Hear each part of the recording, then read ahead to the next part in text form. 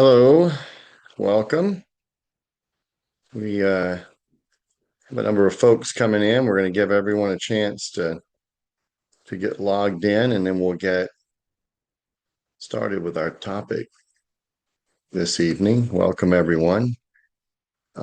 We still have a minute or so before start time. Just wanted to give everyone an opportunity to get logged in with us.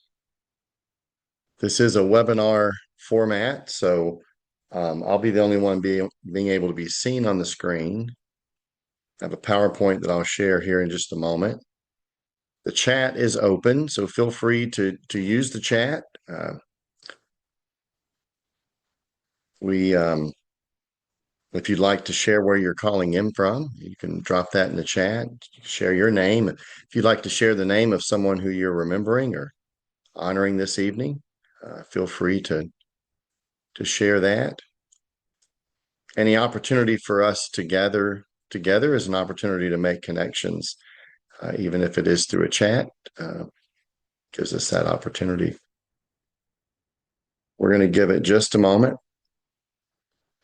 Give everyone a chance to join us who wants to be here with us this evening, and then we'll go ahead and get things officially started.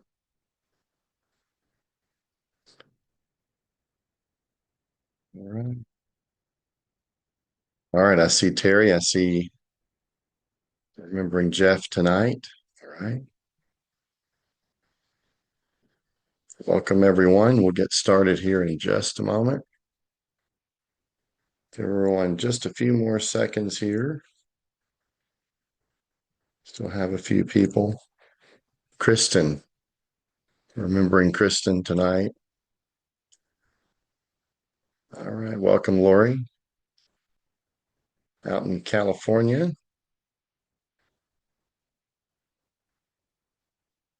Hi, Bonnie. Yeah. Yeah, feel free to just introduce yourself to folks. We're creating a little community this evening, even though we're on chat, to still connect with each other. All right, I think I'll go ahead and get things started, and we'll just welcome people as they come into our space this evening. My name's Andy McNeil, and I uh, am the CEO of the Compassionate Friends. It's my honor to be here with you this evening and spend an hour just sharing a topic, really discussing a topic, sharing some ideas. We're going to tonight focus on the idea of post bereavement growth, which is related to post traumatic growth, and we'll talk about that as we go through the slides this evening. And then we're also going to talk about a concept that is, I think, related, and when you marry the two, leads to something called transformational living. Grief is a transformation, and so we're going to spend some time talking about what do we mean when we say transformational living, and what are some of the tenets for that, and how can those tenets be a support, really even a way of coping with our loss. And so we're going to cover a lot of material tonight, a lot of things, and hopefully some of the ideas you'll take with you and find supportive and helpful. I'm going to just a couple of announcements before we get started. I wanted to remind everyone that we have our 49th annual conference coming up in Baltimore in July. If you're going to be there with us, we're looking forward to seeing you. If you're still on the fence and haven't decided, we would love to have you with us. We have a great event planned. We'll spend time together, and we will recognize our country's 250th anniversary right there in Baltimore on the harbor. We have a great weekend plan for everyone and just encourage you to be part of that. Coming out soon, and we'll have some announcements about a fall virtual retreat that we're going to be doing. It's going to happen over 3 Saturdays in October, and we'll have more information. Look for that information in your emails or in our social media. That will be coming out very soon. Would love to have you register and be part of that. We're putting together right now the schedule and the presentations that will be part of that event as well. So with that, let me go ahead and share my screen, and then we'll get started on tonight's topic. All right. Let me get to the right thing. Share. Okay. All right. And I'll turn it into a slideshow. Maybe. Yep. Okay.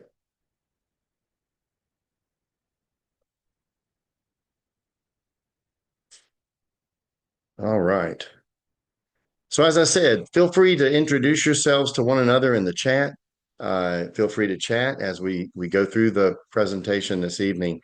And um, the presentation title again is Post-Bereavement Growth and Tenets of Transformational Living. Now, I want to say a couple of things just about really any presentation that I ever do. The content for my presentations come from a couple of things.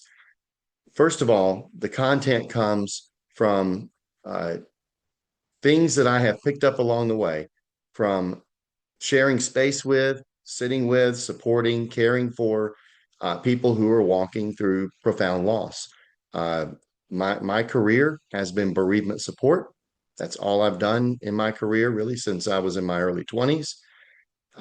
It doesn't make me an expert on grief. I want to be very clear.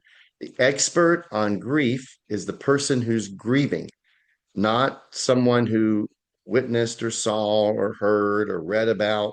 Um, I am the expert of my own grief and my own experience, but I'm not the expert of anyone else's grief. So the things that I'm going to share tonight come from certainly observations, but they also come from my own experiences in life as well. And I couple those together and put together some thoughts and ideas around grief, around bereavement, around the transformation that grief is, that loss is in our lives, around growth, just a number of topics. And I'm going to share many of those with you this evening. Now, you don't have to agree with everything that I say. As a matter of fact, I don't know anyone that I agree with everything that they say because grief is a personal experience. So is coping, and so is living life. All of those are very personal to all of us. So some of the things that I say, take them. Other things say, no, not so much, and just leave them where they are. Um, again, the expert on your grief is you. You know yourself. You know what your grief is like. And hopefully, some things that we share tonight, though, will directly relate to your experience as well. The other thing that I want to say is some of the things that I'm going to talk about tonight might be things that some people can hold and others can't. And it could be a lot of reasons for that. Again, it could be because grief is personal and it's just not for you. But some of the things that I share may be hard to hold because just where you are in your grief, you might be going through a very particularly intense time of your grief, or maybe if you're early in grief. Sometimes early in our grief, all we can do is just breathe and just hang on. Uh, uh, Put our feet on the floor in the morning, get out of bed. Maybe sometimes it's not even get out of bed. It's just, I'm going to stay right here today. Whatever that is for you and wherever you are in your grief, please be patient with yourself and please be good to yourself. Don't judge yourself and how you're doing in your grief based on anything that I'm going to say this evening. These are ideas, ideas that we can apply to our lives, ideas that I have seen other people apply to their lives and they impact their life in positive ways, ideas that I've applied to my own life and they have impacted me in positive ways. I again don't judge yourself by these things because we all have times in our life when we can hold more than other times. Other times maybe can just hold less, and that's okay. We want to not be judgmental. This is a judgment-free zone, so we're not going to judge each other. And I ask you not to judge yourself tonight as well as we go through this topic about post-bereavement growth and the tenets of transformational living. Let me just mention, if you do have any questions, please just feel free to drop them in the chat. I'm not able to call on anyone or unmute anyone because we are on a webinar format. So if you have a question, drop it in the chat. There is a um, and if I have time at the end, I'll try to look and see if I have any questions that I can refer to as well. Oh, and lastly, this is being recorded. So it will be available for watch back on the TCF website, under our webinar page, under archives. And I will make the slides available to anyone who would like to have them. Matter of fact, what I'll do is I have all of your email addresses. We'll send an email in the next few days that will have a PDF of the slides for this evening. So now let's get into our topic, post-bereavement growth and tenets of transformational living. Now, just a few things before we get into the topic, just around grief. I like to always kind of put this as a foundation so that we have an understanding. Because when we're talking about things like growth and transformation and coping, I don't want people to get the idea that that we think that we think that grief is just something that happens, it's quick, and then you grow and you have all these other experiences that are part of that. That we know that that is not grief, and that's not how grief works. So I just wanted to hit a couple of points just to remind us. There are certain societal constructs of grief that are misleading.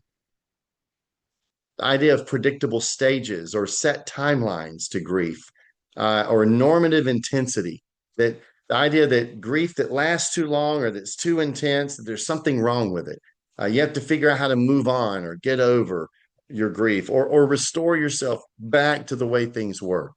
Those are all misnomers about grief, and they actually mislead people and perpetuate many stigmas around what it means to grieve.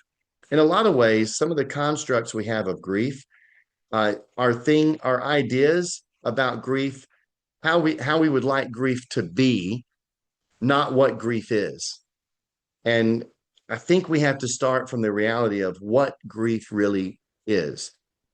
Uh, and because the stigma and the misinformation, it causes us to not really understand what grief is and believe that because my grief is intense or my grief is lasting a long time, or I'm not able to get over it or move on, that somehow something's wrong with me. So we end up having unaddressed grief. Sometimes we hide our pain. We just stop telling people because people are saying things like, "Oh, you're not over that yet? Haven't you moved on? Don't you think you should think about something else?" All the things that people say to us that are insensitive, that are inaccurate, even though they may mean it in a way that's supportive, it's not supportive ultimately, and it causes us to believe that something's wrong with us, and we go into hiding. Well, we know that the reality is that grief is an experience that we live. It's not a problem we're trying to solve. It's not a mental illness. It's not something that we have to get rid of or get over. Grief is an experience, and we live it every day. Grief is something that becomes a part of our life. Our loss is adapted into our life. It's now part of our narrative. It's part of our story because our person has been a part of our life, and they continue to be a part of our life. Even though they are not here in the physical sense, they continue to be part of our life. When we love someone, we don't stop loving them because they die. And grief and love have a relationship with one another. And that is enduring. And it doesn't go away in time. And the intensity that grief is, it is an intensity that remains in our lives for some time. And quite often, even though we might get to a place where maybe it doesn't feel as intense all the time, we can certainly take ourselves there anytime we want to, need to, or even by surprise. Sometimes we can just have these, they can just overwhelm us because grief is something that we adapt into our lives. Grief is enduring, it's messy, it's extremely disruptive, it's beyond painful, and at times even seems unbearable. It's life altering, and it's personal. It belongs to the person who's grieving, not to everyone else around them. Also, coping with grief is hard work. So grief itself is all of those things. Just coping with it is hard work. And hard work isn't even a great description of it. Coping is something that we have to dig very, very deep to do. And sometimes coping even feels as though it's unattainable, or it's impossible. But we want to start from that. So we want to start from that understanding that this is what grief is. It's something that we learn to carry. It's something we adapt into our lives. It's not something we get rid of, and it's not a problem to solve. And if you are wherever you are in your grief, it's where you are in your grief. And there's not a right or wrong way to grieve, and coping is difficult. But grief can be an adaptive, transformative process. It actually is a transformative process, and it is an adaptive process, and it matters. The choices that we make in the midst of our grief as we are being transformed. The idea of grief is we don't go back, we don't restore back to the way things were. We actually land in a new place. And we're going to talk about these last line this evening is really part of our topic for this time. And that is that grief is an adaptive, transformative process where we land in a new place in our lives. Now, we're going to talk about there's really two topics tonight. We're talking about post-bereavement growth and then transformational living. But I want to look at the two concepts of transformation and growth. I want to look at those this evening together. Now, I love this picture of this palm tree. I've used it in many of my presentations, those of you who've seen me. And what I love about this picture is this palm tree depicts, right, a tree that has obviously been through a horrific storm, or some sort of wind has blown or a storm against it, and it held on and held on to the earth and as hard as it could to survive. And the storm then passed, and when it passed, that tree was survived, but it was changed, it was different. It was laying to the side. And we see lots of trees like this here in Florida where I live. And it probably happened right about the curve, that curve that you see where it starts to slant up. That's the time in its life cycle that endured that storm. But what I know to be true about palm trees, and true of really of most trees, is that trees grow up, they don't grow out. So if a tree is slanted like that, it's not going to continue to grow out in a slanted way. It's going to grow, and it's going to grow toward the sun. And that growth, so two things changed, transformed that tree. Two things. First of all, the storm transformed it. The second thing that transformed it was its growth. It continued to grow. And in that growth, it changed the condition of the tree. And I think that's an important metaphor for us tonight, is that grief transforms us, and that growth is possible. Now, one of the things I'm going to just put out there as a thought, and again, you don't have to agree with me, but it's something to ponder on. I've been pondering on it, and where I am right now with it doesn't mean that that can't change. Where I am right now is this, is that transformation after profound loss is inevitable. I mean that it it is a part of profound loss. We don't have profound loss and not transformation. Somehow we are being transformed. Now, good or bad, positive or negative, that set that aside. Profound loss is a transformational experience. We don't go backwards, we land in a new place. Okay. Growth, and again, this is just me tossing it around as a thought. Growth is not inevitable. Growth is something that we lean into in the midst of that transformation. And so I'm going to talk about both of these concepts, but when we sort of marry the two, if we'll talk about what growth and what makes growth possible. If we marry the two, that's where you have this concept of transformational living. And I'm going to talk about that in just a moment. Think of transformation as inevitable, but growth is not necessarily inevitable.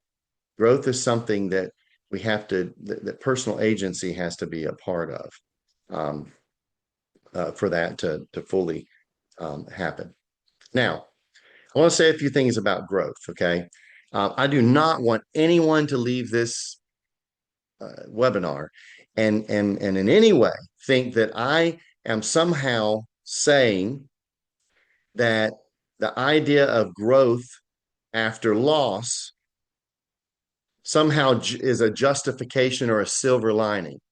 You know, the stupid things that people say, one of the things that people say sometimes just to try to make people feel better is to say, well, I know this is terrible.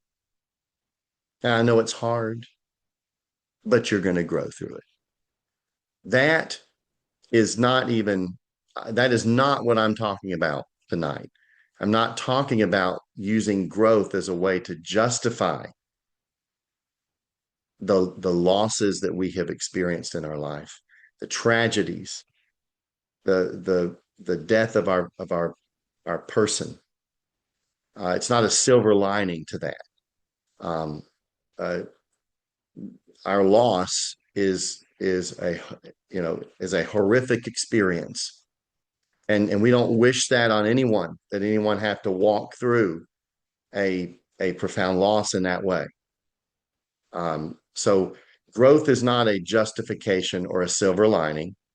The other thing I want to say about it, though, is that growth is also not disrespectful to our person's memory. And that can be a difficult thing for us to accept or just to embrace, maybe is a better word than accept. It can be difficult to embrace growth sometimes because then we feel guilty. You know, I've grown in some way through this experience, and it makes me feel guilty because I'm not happy that my person died, right? And so it can create a bit of a conflictual experience internally within us. But the reality is, and many people have found, myself, others included, have found that in time that you can hold both. You can hold your pain and your love for your person, and you can hold on to the growth that you've experienced in your life as a result of the hard choices that you've made in the midst of your pain, in the midst of your grief. And we're going to talk about some of those hard choices in just a moment. The other thing about growth is that growth is not, it's also not a poor reflection of our love for our person. So I think I just said that. It's not disrespectful, but it's also not, it doesn't mean we don't love our person. We can still love our person and we can still experience growth. Both can be, both are possible. It may not feel like both are possible. And I said earlier, those who might be earlier in your grief, it may feel like this is foreign to me. I have no idea what you're saying. I can't even imagine that I would ever experience any kind of growth. This is where I'm at right now, and that's okay. That's where you are, and it's important to be where you are and to not judge yourself and to be patient with yourself. And again, we're going to talk about some ideas and ways of coping and leaning into wellness that can be part of that transformation in your life. And we'll talk about that in a moment. The other thing about growth is that growth is not an inevitable byproduct of profound loss. And I just said that a few minutes ago, but I wanted to just reemphasize that point. It's not inevitable. There are things that we do that make growth more possible for us. And we'll talk about some of those. The other thing about growth is that growth can be something many people experience after profound loss, though. Though it's not inevitable, people can experience it. And it can be a consequence of intense grief together with difficult choices about coping, wellness, and self-care. And we'll talk about those in a moment. Growth can also be an opportunity to honor our person's memory. There are many people who serve. I'll give TCF as an example, serve TCF in honor of their person who died. And the fact that you can serve other people is an indication of personal growth. That you have come to a place where you say, you know what? I had someone take my hand. I had someone go the distance with me. I had someone support me. I'm going to take someone else's hand and I'm going to go the distance with them and I'm going to support them. That in and of itself is growth, and a choice that we make at some point. And many people make that choice and then do that in honor of their person's memory. So it's something that, rather than seeing it as a disrespectful or a poor reflection of love, it actually becomes a a a sign of respect and a sign of great love, that I am leaning into these particular things as well. Um, so let's first look at post bereavement growth. Now, as I said, this is connected to the this is connected to the idea of post traumatic growth. Now, post traumatic growth, there's a lot of research on that. Post bereavement growth is a borrowed term, because post bereavement growth is really, is a part of post traumatic growth. The studies that were conducted by psychologists and researchers Richard Tedeschi and Lawrence Calhoun included bereavement. They looked at a lot of different life experiences, challenging experiences that people go through. This is a study that they've been doing studies on post-traumatic growth for over 50 years now. Dr. Tedeschi and Dr. Calhoun are both retired, I believe, and there are people who have picked up the mantle, and they are continuing to do the research on post-traumatic growth.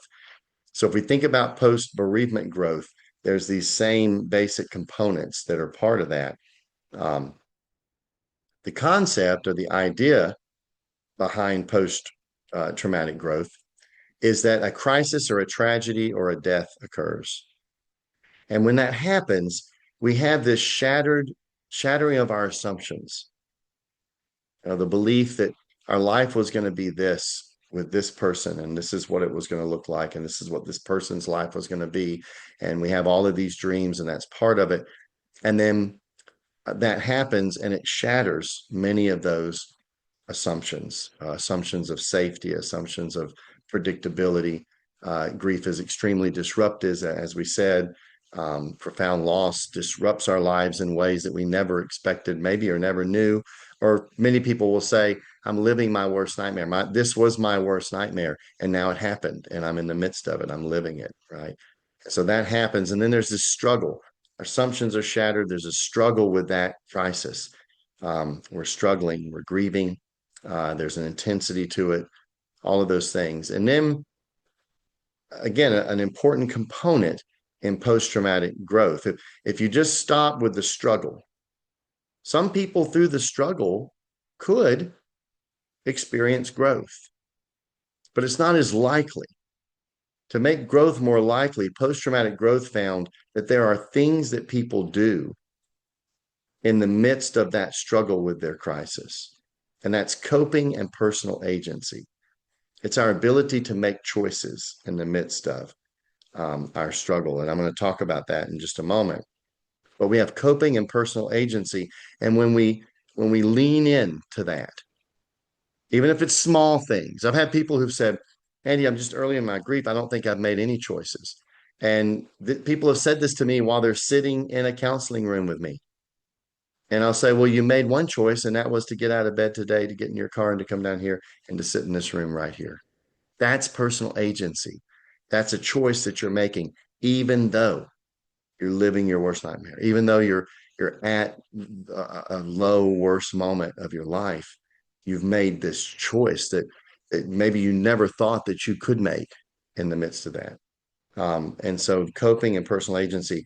And then that makes post-traumatic growth more likely. And again, they've studied thousands of people who have said, it's just this thing. I can't believe that I actually have grown through this experience, that I'm not the same person.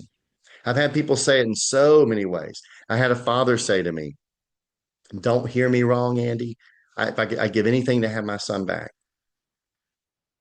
Also, I am a better person than I was before my son died. And I'm not saying that the death of our child makes you a better person. I'm simply saying this father was saying to me, I like the person I am better now than the person I was before.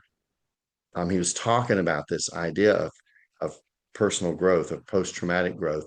or in our case, we would say post-bereavement growth, or maybe it's both. Bereavement and grief and trauma quite often can come together. We can have, experience trauma and grief at the same time over the same situation, right? But whatever that is, it's that growth then that we experience. Now, they discovered or they recorded five domains of post-traumatic growth. And what they mean by that is that kind of the areas where they saw people had experienced some level of growth in their life um, was in one of these five categories. There's just a way for them to group things. First of all, was a greater appreciation of life. They had a lot of people who experienced this phenomenon of just having more of an appreciation for life and how fleeting life is, how precious life really is. Um, and then there was this relationship with others. There were these changes that happened in how they related to others. Now, you would say, oh, so they just became better at relationships. And it's not necessarily that. It's that they began looking at relationships differently, right? You recognize quite often who your friends really are, or you focus in more and you say, these relationships were rather shallow. I'm going to lean into these deeper relationships, or they realized just how fragile life is, and so found themselves reaching out to people who were in pain more often than they used to, noticing the pain of others around them, uh, taking the time to write a card when they never wrote cards before. But I write cards now because those cards meant so much to me when people wrote them to me, whatever it might look like. So appreciation of life, relationship with others changed, growth in personal strength. People, again, who, even if you just go to just the beginnings of grief and say, I never thought I'd be able to get out of bed the next morning if something like this happened to me. And here I am, I got out of bed. Maybe it wasn't the next morning, but I got out of bed ultimately. Um, I never thought I would be able to do that. Or people who talk about being able to go back to work, being able to rekindle relationships or to create new relationships. I've met people who, out of the pain of their loss, have started organizations, entire nonprofit movements that provide support to other people. We have examples of that in Compassionate Friends with the first two families that Simon Stevens pulled together. They sat around a kitchen table and supported one another, and those families were really the first TCF chapter. And look at where it has come. Just a couple of weeks ago, I was able to spend some time talking with the CEO of TCF UK. UK is where it all started. Simon Stevens was there, came to the United States, but able to make that connection and think about all the hundreds of thousands of lives that have been touched because two families came together, they continued to come together, and then they all worked together to formalize what this thing called the Compassionate Friends is, and it has become the movement that it is. So just this personal strength. Never thought I could do these things. Spiritual change is a category that had to include that because there were so many different areas of growth within spiritual change. What I believe about myself, about the world, um, about God, about humanity, all of that, all of that, the above, the philosophical views, all those things, and the growth that happened there. And then the last area was just new possibilities in life.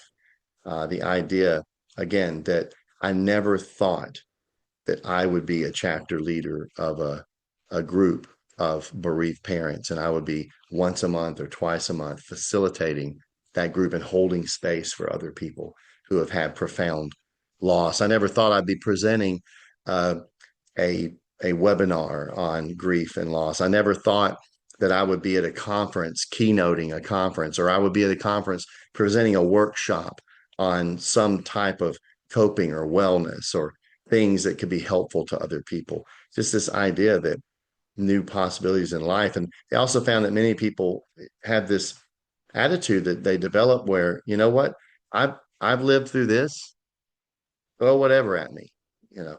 And so more willing to step out into those areas. So those are just some of the domains of post-traumatic growth. Now, those are just categories. There can be many other areas, and there might be areas where you have grown. You feel free to drop them in the chat if you want to, just words that say what that looks like. But for you, what that looks like for you, what your post-bereavement growth looks like. And again, don't discount the little things, the small things. I found that people can be cruel sometimes and judgmental, but man, we are so cruel and judgmental to ourselves so often. We don't give ourselves credit for the things that we have done or had to do in order to continue to just get up and go into the next moment, and what that took for us to do that. So let's not forget about our tree, post-traumatic growth. Growth is possible after profound loss. Growth is possible even in the midst of our grief. It's possible to experience growth and to still have grief. Grief is not something we're getting over. Grief is something that we are adapting into our life, that we're learning how to carry. Grief itself is even a part of coping. Just leaning in and experiencing our grief is a part of grief. Sometimes we just feel like we want to run from it. And I understand needing a break from it or distract yourself. There's nothing wrong with coping in that way. Someone told me years ago, grief will have its portion. And so being able to lean into that grief, find safe places and safe ways to do that, but also oscillate and lean into life experiences as well. Let's remember this tree. So this growth is possible. This tree also represents transformation, that it's changed in condition or form, right? It's not the same tree that it was. Our society is a very restorative society. We focus a lot on returning something to its former owner, place, or condition that we want to let's get that tree back upright. And certainly someone could have come along, they could have rehabbed the tree and set it straight up and put some boards to hold it up. But the reality is, even if they did that, it still would not be exactly the same tree. And I would venture to say if they did that, no one would have come by and taken a picture of that tree because that tree is somehow different and unique and interesting as a result of the storm and the growth that it has experienced through that. Um, I say this often, but the shows on HGTV where they're going to restore a house to its original condition, do they ever? I don't think I've ever seen a show where they restored it to its original condition. They always transform it. It always is something new. The idea that grief, where our lives are shattered and we don't put it back the same way, but we can put it back and create something out of that. Transformation, the definition, to change in composition or structure, to change the outward form or appearance, or to change the inner character or condition of something. And I just think that is a better description of what grief is and how that happens in our life, and that transformation again is inevitable. We will be transformed. Now, it doesn't necessarily mean it's in good ways. All of us have had times in our lives, or maybe I'll say I have, when I paused and I said, you know what, I don't kind of don't like the person I am at the moment. I don't like the things that I'm doing as a result of the things that have happened in my life. I don't like the way this is transforming me. And I've had many people who said, Andy, so that the idea of transformation, I rather liked my life before this happened. If I could, I would want to restore that back. Problem is, it's not possible to get back fully to that. And so, what does life look like for me now? And so that's where, with transformation, we also have to have this thing called personal agency. The question isn't, am I going to transform? The question is, how involved do I want to be in my own transformation? There's some things that are just happening as we're being transformed. We see life in a different way. We know things that we didn't know before. I had a mom who explained it to me this way. She said, it felt as though, Andy, a veil had been lifted. And I had been viewing life with that veil on. And when my daughter died, that veil was lifted, and I saw things about life that I never knew. So I felt like I needed to go apologize to people who I knew who had children die, uh, because I didn't know, and I was that person saying things, and now I knew. So there is transformation that happens. But when we couple that with personal agency, and personal agency, really the definition is personal agency is that part of us that we have a choice of what we want to do in different moments. Now, do not hear me say that grief is a choice. Now we can choose to lean into our grief more, but grief is something happening to us. It's a reaction to loss, and it's a normal reaction. We're made that way. Um, Grief is not the choice. The choices are hard fought in the midst of our grief, because choices could be anything from, again, getting out of bed in the morning, choosing to go for a walk instead of not walking, choosing what we put into our bodies, choosing the relationships that we have in the midst of it, choosing certain ritualistic practices. All of those things are choices. Attitude. Viktor Frankl gave us that from his book Man's Search for Meaning. About his time in the death camps, he realized that he had a choice around his attitude, even though they had taken all other choices away. He said they were not going to decide the attitude that I chose in the midst of unbearable suffering. He called it the last of human freedoms, the ability to choose one's attitude, even in the midst of unbearable suffering. Um, but if you take this idea of transformation and the choices, personal agency, and now I'm going to choose to be a part of that transformation, as hard as it may be, I'm going to make small choices along the way. That equals what I wanted to kind of, wrap up with in the last 20 minutes of our talk tonight, and that is to talk about this concept of transformational living, because I'm choosing to live. I'm choosing to make, I'm going to make certain choices that will also impact that transformation that is happening in my life. Now, Viktor Frankl said this: between stimulus and response, there is a space. Between stimulus, what has happened in my life, and response, there is a space. And in that space is our power to choose our response. So, choice. Before I actually respond, I choose my response. In our response lies our growth and our freedom. Viktor Frankl taught a concept of taking the time to make a little space so that we can make choices. And he believed that our choices were directly connected with our ability to grow in the midst of the things that are transforming our lives. And that in and of itself impacts where we land. Because remember, we don't land back where we were. We land in a new place after we experience a profound loss.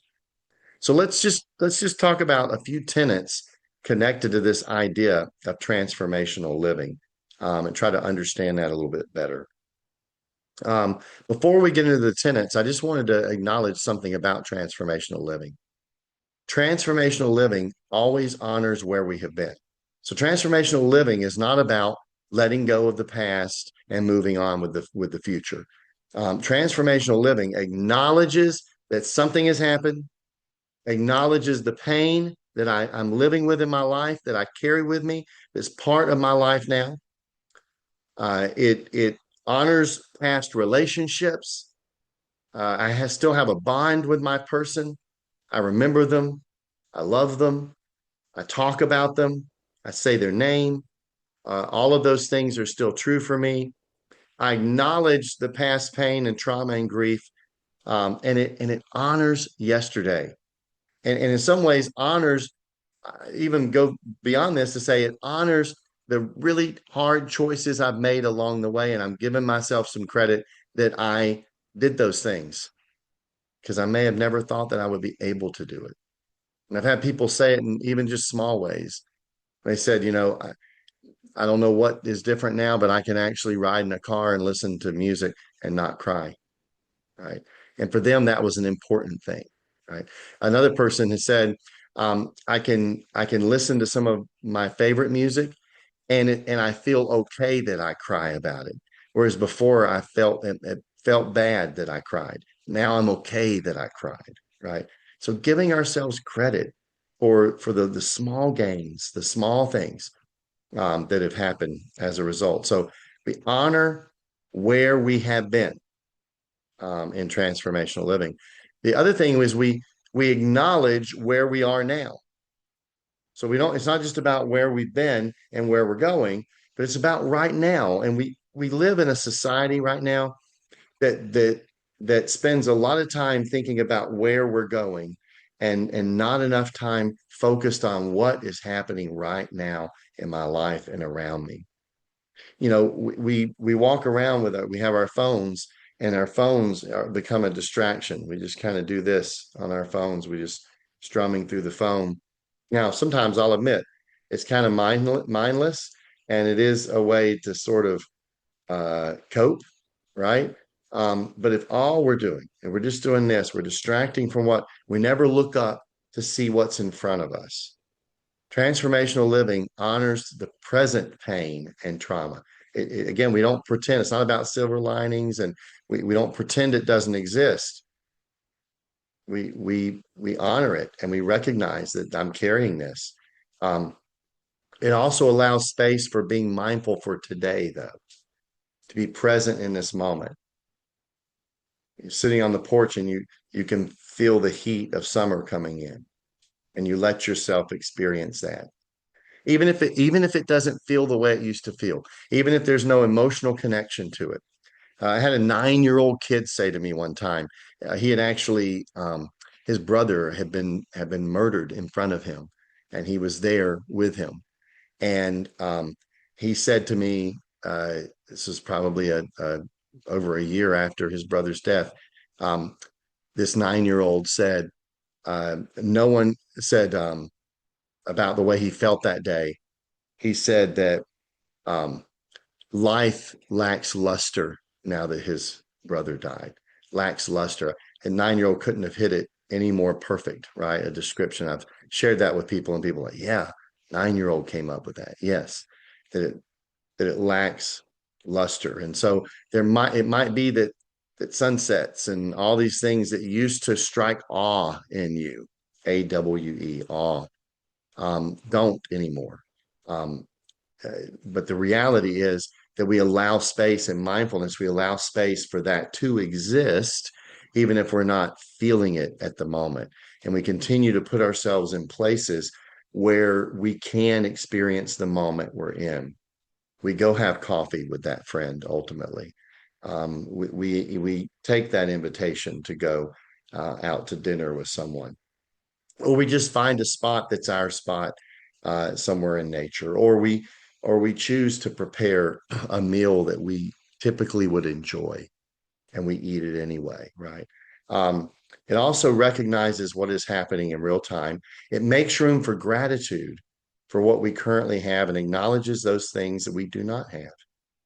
So often, after profound loss, it becomes challenging because it can cast a shadow over the things we have. The things we don't have often cast a shadow over what we do have, and it's hard to see them. And again, this isn't judgment, it's just a reality that we live with. Um, transformational living says let's at least try to peer through that shadow and see some of the other things that we do have, so that we can practice this thing called gratitude, as hard as it is to be grateful for anything.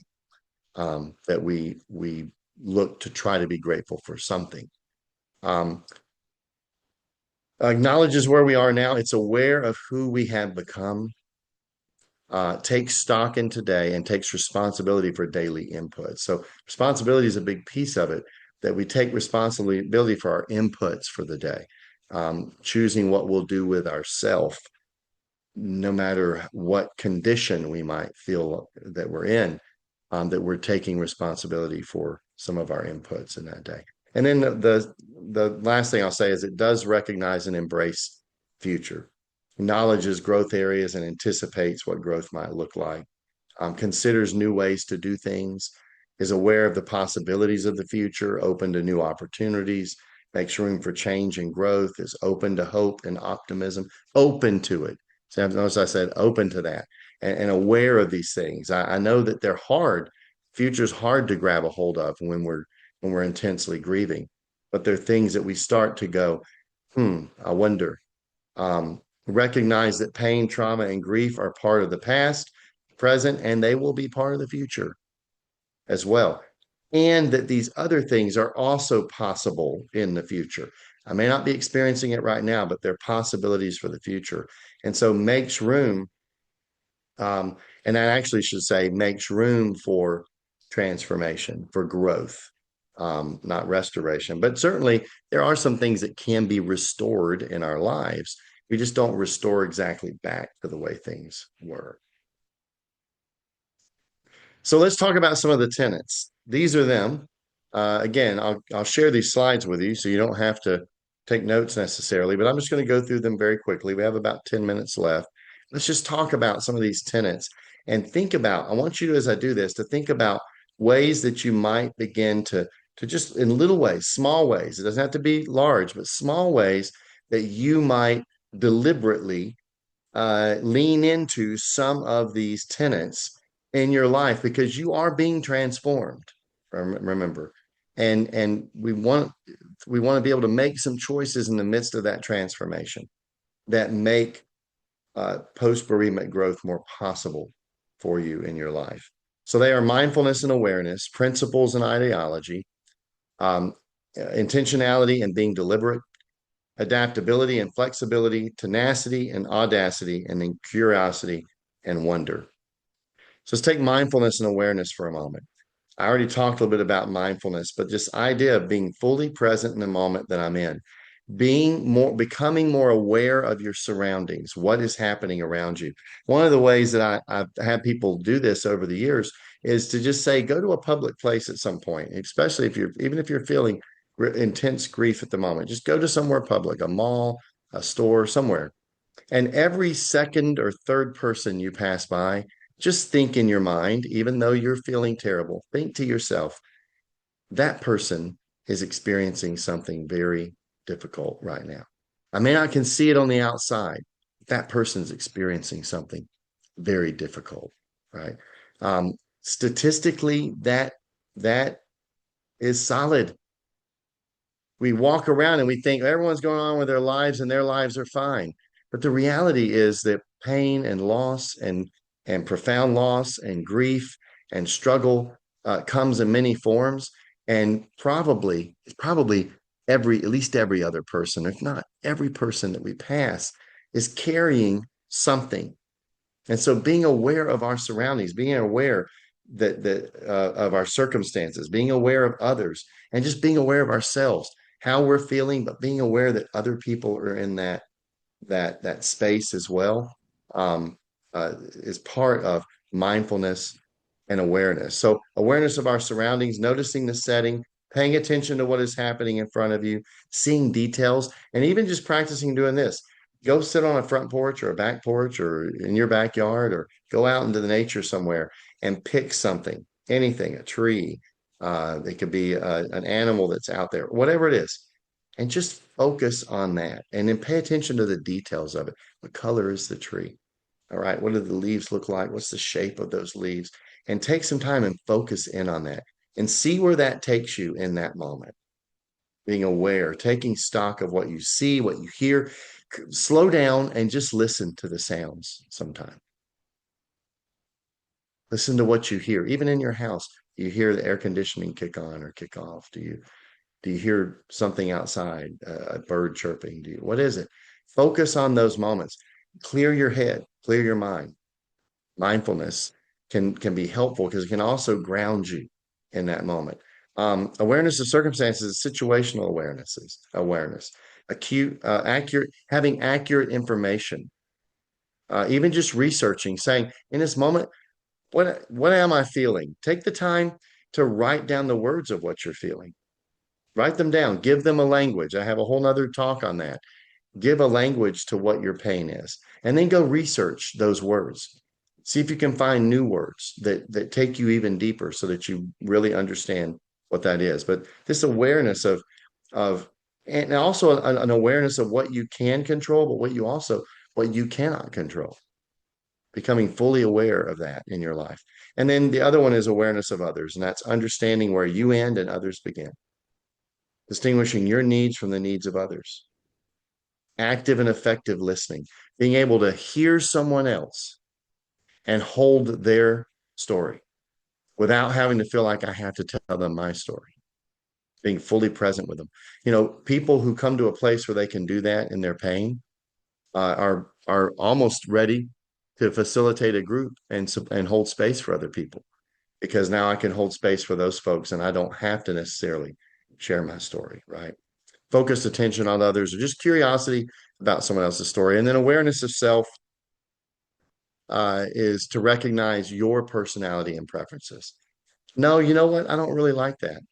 I've met so many people in grief who say, here's one way it changed me, Andy, is I stopped lying to people about what I do and don't like. I'm pretty clear about it. No, I'm not interested. Right? It's changed me in that way. I don't have to put on any pretense like I used to. Another thing is awareness of self is also about thinking about your challenges and your tendencies. We all have tendencies, patterns of thinking, and patterns of behavior that we lean into. There's a phrase that says, when you don't know what to do, you do what you know. Pay attention to your patterns of behavior. Pay attention to the way you tend to respond to certain people who say certain things or do certain things. Because when we can become aware of those things, we can make choices about them. We can say, you know what? I'm going to choose a different reaction next time. I'm going to catch myself. I'm going to react in a different way and see how that changes the situation. So do a little science experiment on that. What is your center of control? Respond, not react. Get in that space and choose your response so that you're not just reacting. The second tenet is principles and ideology, and that's, what do you value? Leaning into those values. What's important to you? Um, Viktor Frankl in the death camps, I told you, he talked about attitude, and he really valued having this attitude that was positive, even in the midst of the death camps. He wasn't going to let them decide how he was going to react. He put everything he could into the work that he did in the death camp, even though he didn't get to choose what the work was. It was cleaning the kitchen. He said, "I'm going to clean the best kitchen I can." But this is really back to, what are your core beliefs? How have they changed? They may have changed. And then here's a big question. Do your behaviors align with your core beliefs? So think of it this way: values and virtues. Values are your beliefs. It's what you believe about the world. For example, I believe in kindness. It's at the really the core of my beliefs as a person. I believe being kind to other people. But the question is, not only do I believe it, but do I live that? Am I kind? That's virtue. Virtues are behaviors, beliefs or values are beliefs. Okay. And when your values and your virtues do not align, quite often has us out of alignment. If I say that I believe in kindness, but I'm not a kind person, that doesn't that doesn't work. And it puts us out of alignment. So just think about for yourself, what are some virtues that promote positive growth in yourself? I have a whole list that I've put together, but there's a really great website. These are mine. Mine are patience, fortitude, prudence, and gratitude. These things have carried me through many things in my life. And they're things I've picked up along the way from other people and being a witness and holding space for people, that these were important to them. I won't go over each one, but look them up. Patience and how that can support through very difficult times. Fortitude. I like this word better than I like resilience. Resilience feels to me like I'm bouncing back to something. And I don't know about you, but I absorb the things that happen to me. And the question is, how can I carry that? So I have to find the grit and the determination and the perseverance to carry that through the situation, not to bounce back to something. So for me, I like the word fortitude, prudence, just foresight and wisdom and judgment, taking the time to breathe and give myself space, like Viktor Frankl said, get some space so that I can choose my response, space between the circumstance and the reaction to that circumstance. And then lastly, gratitude. And I talked about that. How can I be grateful for the things that I do have, even though I don't have this? And it can be hard. It can be hard to see. Certainly not easy. These are some virtues that I just put on the slide. And again, I'll share these with you. But there is a website that I'll direct you to. It's called virtuesforlife.com. And if you do virtuesforlife.com /virtues list, I think is what you put, virtues list. Type that into Google and it will come up with a bunch of virtues. And I would just encourage you, find your virtues. Look at those things that speak to you. You say, these are values I have, and lean into your values. Don't just believe them, live them. Choose to live them, even in the midst of unbearable suffering, as Viktor Frankl said that he had to figure out how to do in the death camps. And he really had to figure out how to do after he was liberated from the death camp and discovered that he was the sole survivor of the death camps of his family. So he was acquainted with profound loss, and he had to lean into those things and find those choices. Just a couple more. I know we're close to the end of our time, and I'll wrap up here in about 2 or 3 minutes. Intentionality and being deliberate is another tenet. And that's grief zaps us of our energy. It occupies our mind. It weighs our spirit. It can't be ignored. It's disruptive. It's all of those things. And so we only have so much energy. So it's important for us to lean into intentionality, focusing on our inputs and being deliberate because we don't have a lot of energy to expend. So what are those priorities? What are those values? What are those virtues? And I'm going to choose to respond, not to react all the time. I'm going to to focus not on these goals that are way out there somewhere in the distance. I'm just going to focus on what's my next input.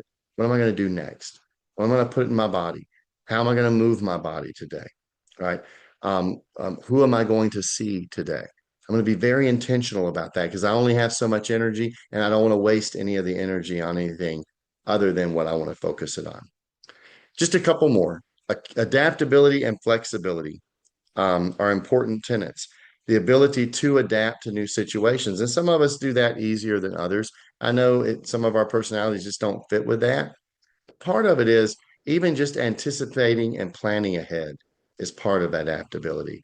Just recognize and sometimes it's even just accepting the things I can't change is the beginning of adapting, is to say, I can't change these things. What can I impact? Right. And then flexibility is just the willingness to try something new. Sometimes we just close ourselves off and we say, if I can't have what was, I'm not going to have any of it. And so it's just a willingness to little by little give yourself permission to try that next new thing and see what happens with that. Another one is two more, tenacity and audacity. And these are like, someone who's tenacious, right? Being very determined, continuing to exist, stay power. Sometimes it's just being just outright stubborn, just saying, I don't know that I can. I don't know that I want to, but I'm just going to do it anyway. I'm going to do it anyway. I had a lady who described it. She said, Andy, I'm just faking it till I make it. It's all I'm doing. And that takes tenacity, somehow firmness of purpose, just resolute. I'm going to do this. And then there's this audacity, willing to take bold risks. You hear someone say, well, the audacity of that person, right? So it can also be used as like mean or rude or disrespectful. And I will say, pain does not give us the right to hurt other people. But in our pain, we sometimes do. So, if you have, you're a human. You're a human being, just like the rest of us. Many of us have. But there's this part of our audacity that is courageous and daring and bold. So this idea of tenacity and audacity, and then curiosity and wonder, just a desire to know and learn something new. Um, Even if it's just investigating what is this thing called grief, I'm going to go look up some stuff and educate myself on it. The desire for new things. Wonder is a reverential respect or an awe, inspiration, or just amazed. And sometimes it's just putting yourself in places where awe is likely to be experienced. Doesn't mean it will, but more likely to, and deciding to put yourself in those places. And those are tenets of transformational living. So I I I hope it was helpful to have this conversation tonight, to just sort of look at a little bit the idea of post-bereavement growth, how growth is possible, but it's not necessarily something that is a byproduct of loss, but it can be possible even in the midst of our pain and our suffering. Transformation is inevitable and will happen. And the two together, if I can lean into that, I can do this thing called transformational living. Doesn't mean it's easy. It's easy for me to sit here and rattle it off of a screen or a PowerPoint, but it does mean that it's something that's worth leaning into in our lives, whatever that might look. And I'm just going to leave us with a quote from Joanne Cacciatore. If you are not familiar with Joanne, she wrote a book, Bearing the Unbearable, Love, Loss, and the Heartbreaking. Um, grief is not a grief is not a medical disorder to be cured. Grief is not a spiritual crisis to be resolved. Grief is not a social woe to be addressed. Grief is simply a matter of the heart to be felt. Wherever you might be in your grief tonight, I hope that you are patient with yourself. I hope that that you know that you are not alone, that there are people who have walked, are walking, and will walk where you are, and that here at the Compassionate Friends, we don't need to walk alone, and there is care and support. Please, as you go through your days, um, uh, should you need, please reach out to us. Um, Visit our website, learn about our chapters if you're not connected, learn about our online resources. We're working every day to build those out and to expand what we're offering to the community. If you have feedback or ideas or thoughts, we're open to that. Please share those with us. Thank you for the opportunity to be here with you this evening. I bid you now a peaceful evening as we end our time together. I'll see you down the road. Good night.